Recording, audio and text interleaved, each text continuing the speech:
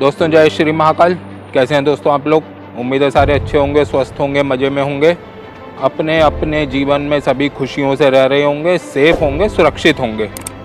दोस्तों आज हम बात करने वाले हैं पैसे की, धन की, मनी की, जो कि ज़िंदगी में बहुत ज़्यादा ज़रूरी है। आप सब लोगों को भी इसका अनुभव बहुत अच्छे से होगा, बहुत अच्छा एक्सपीरियंस होगा।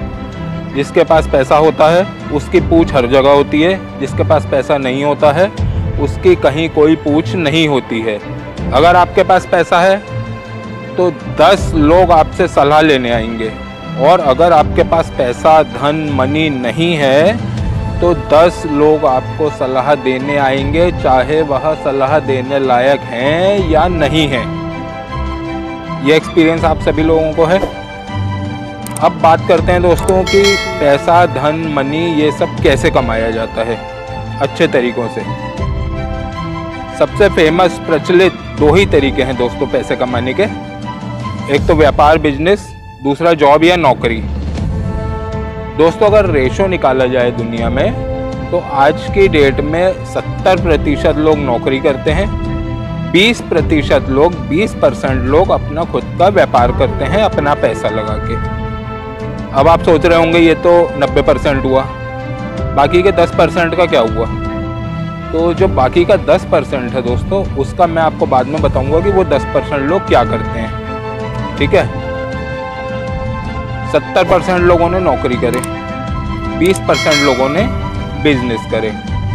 नौकरी में क्या होता है, आप बहुत अच्छी पढ़ाई लिखाई करते हैं, शुरू से स्कूल जाते हैं, कॉलेज जाते हैं, डिग्री लेते हैं, डिप्लोमा लेते हैं, इंजीनियर बनते हैं, डॉक्टर बनते हैं, जो भी कोई कोर्स आप करते हैं, उसके बाद आप एक नौकरी ज्वाइन करते हैं। वो लाखों रुपए की पढ़ाई खर्च करने के बाद, उसके बाद क्या होता है आप लोगों को भी पता है, एक फिक्स इनकम हर महीने की 1 तारीख को, 2 तारीख को, 4 तारीख को, 5 तारीख को आपकी इनकम फिक्स है 10,000, 20,000, 30,000, 50,000 जो आप लोगों को मिलती है अपने महीने भर की गई कंपनी के प्रति सेवाओं के बदले। उसे हम सैलरी कहते हैं। ठीक है, जिस कंपनी में, जिस फर्म में, जिसके भी यहाँ आप जॉब कर रहे हैं, उस बंदे ने क्या किया? उस बंदे ने पहले लाखों करोड़ों रुपए का इन्वेस्ट किया, अपना एक फैक्ट्री खोली, अपना एक ऑफिस खोला, अपनी एक दुकान खोली, अपना चाहे जो मर्जी व्यवसाय खोला। उसके बाद उस बंदे ने अपने नीचे काम करने के लिए, अपने काम को बढ़ाने के लिए बंदे हायर किया, बंदे नौकरी पे रखा। यही होता है दोस्तों। मैं कहीं गलत कह रहा हूँ तो आप लोग मुझे प्लीज़ कमेंट में बता दीजिएगा, मुझे टोक दीजिएगा। यही होता है ना। अब आपने महीने भर काम करके अपनी 1 महीने में 1 तारीख को, 2 तारीख को, 5 तारीख को सैलरी लेके, और आप अपना महीने भर का खर्चा आपने चलाए, अपने बच्चों का, अपने परिवार का, अपनी बीवी का, अपने माँ बाप का, भाई बहनों का, सबकी आपने जिम्मेदारी उठाए, खर्चा करे। अगर 1 तारीख को आपको सैलरी मिल रही है दोस्तों, तो आप लोग खुद सोच के बताइएगा 15, 20, 22 तारीख आते तक उस सैलरी में से आप लोगों के पास क्या पैसे बचते हैं? ठीक है, क्या बचता है आप मुझे बताइएगा। महीने का आखिरी में सबकी हालत एक जैसी हो जाती है। तो इन्हीं सब चीज़ों से बचने के लिए मैं ये नहीं कह रहा कि नौकरी करना गलत है या बिजनेस करना गलत है या किसी के लिए काम करना गलत है। जिसके लिए आप काम कर रहे हैं, आपको वो सैलरी दे रहा है, आपका घर चला रहा है, लेकिन उसके बदले आप काम करके उसकी कंपनी को, उसके बिजनेस को आप आगे बढ़ाने का काम कर रहे हैं। ठीक है, यही काम अगर आप अपने लिए करें तो कैसा रहेगा दोस्तों? जो मेहनत आप किसी और के लिए कर रहे हैं, वो मेहनत अगर आप खुद के लिए करें तो आपको ज़्यादा फायदा नहीं होगा, ज़्यादा प्रॉफिट नहीं होगा? क्या आप लोग नहीं चाहते ऐसा करना? जब हम किसी और को आगे बढ़ाने के लिए उसकी हेल्प कर सकते हैं तो हम अपनी हेल्प भी तो कर सकते हैं ना। हम क्यों नहीं कर सकते अपनी हेल्प? बिल्कुल कर सकते हैं। बात होती है सिर्फ तरीके की, अपने अपने माइंड के सेटअप की, कि हम ऐसा क्या करें जिससे हम अपना खुद का काम करें, वो भी 0 इन्वेस्टमेंट में, बिना कुछ पैसे लगाए हम अपना काम कैसे शुरू करें जिससे हमें 100% का प्रॉफिट हो। भाई इन्वेस्टमेंट 0 होगा तो जितना भी प्रॉफिट होगा वो 100% प्रॉफिट हुआ ना आपका। आपके पास से तो कुछ लगा ही नहीं। यही मतलब है ना बात का। तो इसका साक्षात उदाहरण दोस्तों ये ऐसा नहीं है कि ये बात आज की है। अब कई लोग हंसेंगे मेरे ऊपर, कई लोग मुझे गलत ठहराएंगे कि भाई ऐसा कैसे होता है, तुम तो सिर्फ बोल रहे हो, जीरो इन्वेस्टमेंट में कौन सा बिजनेस शुरू होता है। दोस्तों बिजनेस करने का ढंग होता है, बिजनेस करने का दिमाग होता है। आपके अंदर वो सोच आपको पैदा करना पड़ेगा, वो सोच आपको बढ़ाना पड़ेगा, जिससे आप ये सोच सको, ये समझ सको कि मैं कैसे और क्या करूं, या कोई बंदा जो ऐसा काम कर रहा है उसके टच में आप रहो, उससे आप सीखो, उससे आप सलाह ले सकते हो, चाहे वो उम्र में हमसे छोटा हो या बड़ा हो, इससे फर्क नहीं पड़ता है। दोस्तों मेरा ये मानना है आज भी कि ज्ञान हमेशा लेते रहना चाहिए, चाहे वो कहीं से भी मिले। अगर कोई छोटा हमें अपने कोई काम की बात बता रहा है तो मैं तो जरूर ग्रहण करूंगा। आप लोग भी करके देखिए, बहुत फायदा होगा। तो हम क्या बात कर रहे थे दोस्तों? हम बात ये कर रहे थे कि सोच को, अपनी सोच का दायरा जब हम बढ़ाएंगे ना, तब हमें पता चलेगा कि हम क्या क्या कर सकते हैं, क्या नहीं कर सकते हैं। दोस्तों दुनिया में जितने महान लोग हुए हैं, जितने बड़े बिजनेसमैन हुए हैं, भगवान ने, खुदा ने, अल्लाह ने, जीसस ने, क्राइस्ट ने, ऊपर वाले ने, जो भी ऊपर महाशक्ति बैठी है, उस महाशक्ति ने उन्हें कोई अलग से दिमाग देके नहीं भेजा है नीचे। उनके पास भी वही सब चीजें हैं, उनके पास भी वही सब चीजें हैं जो हमारे पास हैं। जितना उनको दिया गया है उतना ही हमें भी दिया गया है, ठीक है। तो आप लोग भी वो सब कर सकते हैं जो उन लोगों ने किए हैं, हम भी वो सब कर सकते हैं जो उन लोगों ने किए हैं। अब करना कैसे है, आगे कैसे बढ़ना है, ये तरीका हमें जानने की ज़रूरत है। दोस्तों इसका सबसे अच्छा उदाहरण मैं आपको बताऊं, जीरो इन्वेस्टमेंट में फुल प्रॉफिट कैसे कमाया जाता है। ये आज की बात नहीं है, ये हमारे यहाँ काफ़ी टाइम पहले से चला आ रहा है। इसका साक्षात उदाहरण है हमारे भगवान श्री हनुमान जी। अब आप पूछेंगे कैसे? आप लोगों को याद होगा दोस्तों, राम रावण युद्ध में समुद्र के किनारे गाड़ी अटक गई थी, उस पार जाने का कोई रास्ता नहीं मिल रहा था, कैसा करें। उस टाइम हनुमान जी को उनकी शक्ति याद दिलाई गई थी कि आप इतने बड़े हो सकते हो कि आप एक जंप मार के और आप उस पार पहुंच सकते हो, ठीक है। अब हनुमान जी ने क्या किया? हनुमान जी को शक्ति याद आ गई, हनुमान जी ने अपने आप को बड़ा किए, बिना किसी यात्रा व्यय के, बिना किसी पैसे खर्च किए हुए एक जंप मारे उस पार पहुंच गए। कोई एयर टिकट का खर्चा नहीं, कोई समुद्री जहाज में आने जाने का खर्चा नहीं, कोई पेट्रोल नहीं, वो पहुंच गए उस पार, ठीक है। उस पार पहुंचने के बाद क्या होता है? उस पार पहुंचने के बाद माता सीता से मिले।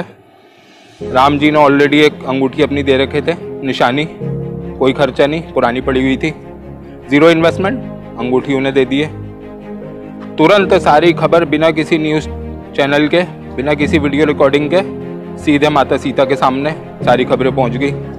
कोई खर्चा नहीं, कोई सैटेलाइट का खर्चा नहीं, अभी तक जीरो इन्वेस्टमेंट, ठीक है। मज़ा आ गया, समझ आ गई मेरी बात? उसके बाद सारा काम निपट गया, सारी खोज खबर ले लिए, सकुशलता का समाचार ले लिए, सेफ हैं, देख लिए। अब उसके बाद लगी भूख, अब क्या करें? तो माता सीता से इजाज़त ले ली सबसे पहले कि मैं कुछ खा लूँ, फल खा लूँ। उन्होंने कहा बेटा जा खा ले। पहुँच गए बगीचे में, फल तो खाए खाए, उनके झाड़ भी नाश कर दिए, सारा कुछ तोड़ताड़ कर दिए डराने के लिए। अब सामने वालों को डरा भी दिए, इन्वेस्टमेंट अभी भी जीरो, क्योंकि झाड़ तो रावण के लगे हुए थे, उसमें फल भी उसी के थे। इन्वेस्टमेंट जीरो, पेट भी भर गया, डरा भी दिए, दो काम हो गए, ठीक है जी। रावण के सैनिक आए, उनको मार मूर दिए, वो सैनिक भी उसके, शस्त्र भी उनके, तलवारें भी उनकी, जो टूटा वो सब उनका टूटा, जाने गई उनकी गई। इधर जीरो इन्वेस्टमेंट, इधर कुछ ना लगा, इधर जीरो इन्वेस्टमेंट, तो काम प्रॉपर चल रहा है, अर्निंग फुल, इन्वेस्टमेंट जीरो, ठीक है। अब उसके बाद क्या हुआ भैया? एक बड़ा योद्धा आ गया, मेघनाद आ गया, उसने बांधा बूंदा पकड़ के ले गया। चलो जी चलो, राज दरबार किसका? रावण का। लंका किसकी? रावण की।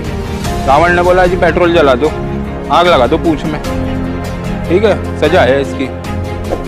आग लगा दी पूंछ में, कपड़ा लपेट दिए। हनुमान जी ने क्या करे? लंका जला दी सारी। अब आप देखो, अब क्या हुआ? कपड़ा रावण का, जो पूंछ पे लपेटा गया वो कपड़ा रावण का। आग जो लगाई गई वो माचिस, तीली, मशाल जो भी थी रावण की। ठीक है। आग लगने के बाद कूदते फांदते उचकते लंका में चारों तरफ आग लगा दिए। जली किसकी? जली किसकी?